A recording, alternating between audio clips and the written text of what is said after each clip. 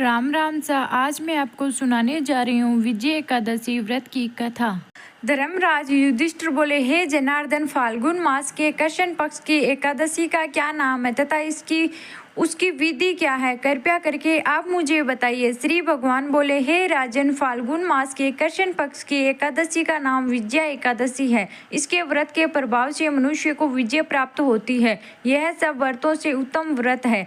इस विजया एकादशी के महात्म्य के श्रवण व पठन से समस्त पाप नाश को प्राप्त हो जाते हैं। एक समय देव ऋषि नारद जी ने जगत पिता ब्रह्मा जी से कहा, महाराज, आप इससे फाल्गुन मास के कृष्ण पक्ष की एकादशी का विधान कहिए। ब्रह्मा जी कहने लगे कि हे नारद, विजय एकादशी का व्रत पुराने तथा नए पापों को नाश करने वाला है।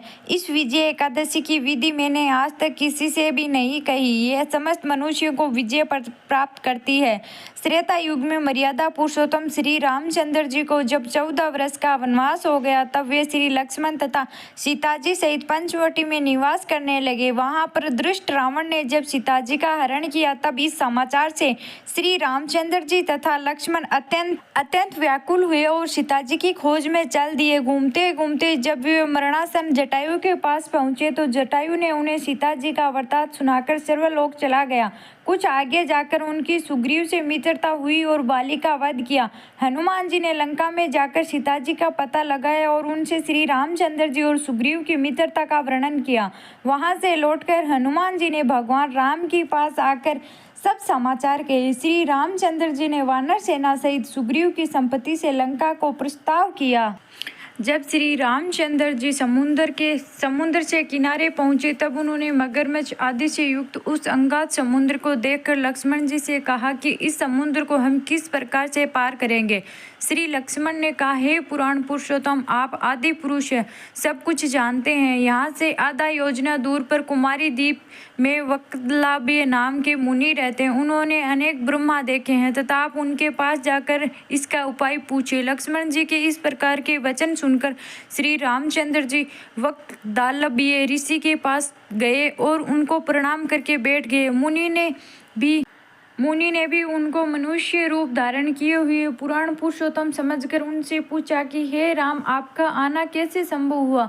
रामचंद्र जी कहने लगे कि हे ऋषि, मैं अपनी सेना सहित यहाँ आया हूँ और राक्षसों को जीतने के लिए लंका जा रहा हूँ। आप कृपया करके समुद्र पार करने का कोई उपाय बतलाइए। मैं इसी कारण आपके पास आया हूँ। वक्तलाभ्य ऋषि बोले कि हे राम, फाल्गुन मास के कृष्ण पक्ष की एकादशी का उत्तम व्रत करने से निश्चय ही आपकी विजय होगी।